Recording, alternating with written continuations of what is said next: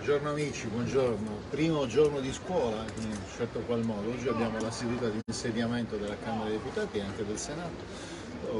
Tre votazioni previste nel tentativo di eleggere già dal primo giorno il Presidente della Camera. Se così non fosse, arriveremo domani.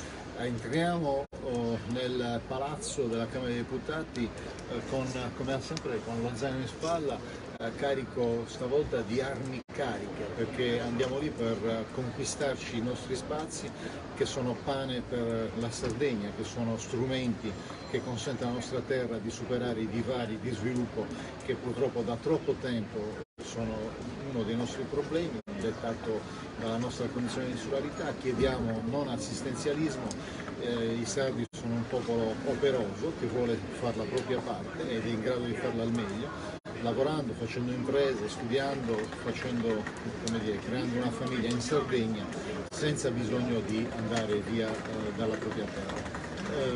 Noi abbiamo già presentato, io ho già presentato due proposte di legge nel primo giorno di insediamento, che sono la proposta di legge sulla zona franca e quella sulla continuità territoriale.